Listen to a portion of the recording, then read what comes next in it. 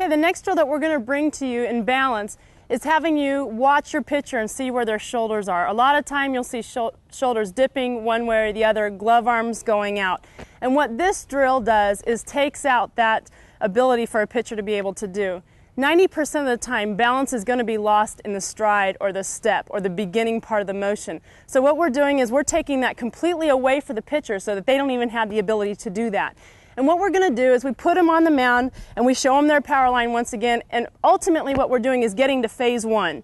But necessarily you don't have to do that. You can tell them to get their left foot, if they're right-handed, on that power line. And what I would do is be right here, but since we're not going to use these poles, I'll move them to the side. But make sure your pitcher is on that power line so they're almost sideways. So here I am back in phase one. We can use it this direction, but you're getting your pitcher to a half motion. And we call this the no step or stationary drill. And the reason we're doing that is I'm not moving through this, I'm not stepping, I'm not doing anything but my arm motion so that I can learn what my shoulders are doing if I'm dipping one way or the other. You're going to see a lot of young pitchers start falling one way or the other or feel really uncomfortable doing this because they normally are off balance. The other thing you can do in this, if you've got a pitcher that's dipping one way or the other as a coach, get to their glove arm and make sure it's their glove arm, that you have your hand on their one shoulder so that they can actually feel pressure there, especially if I'm right-handed and I'm dipping this direction, because you're going to feel this. A lot of times girls won't feel this part until they actually have something touching it. And what you can also do in that is have them take a broomstick so that they can feel it and have them go through that motion and see if they're dipping. I'm sure a lot of you have heard of that for hitters, they do the same thing. So it's the same concept.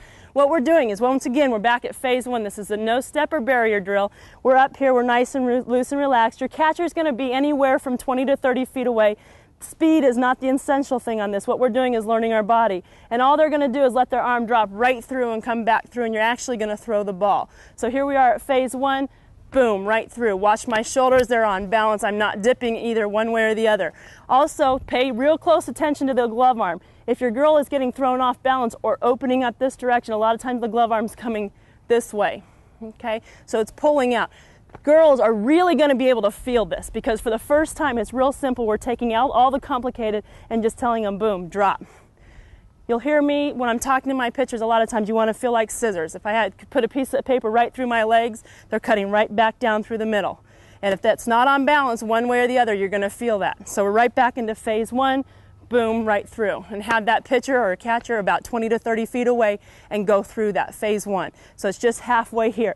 As they get more comfortable, you can have them go through their whole motion still with no step and going through it so that they can feel this. And we'll see this drill in a lot of different things that we do, concentrating on hip closure, drive, all that kind of stuff. But right now when we're using this no step barrier drill, no step stationary drill, what you're doing is looking for their shoulder balance and where their body is if they're falling to one way or the other.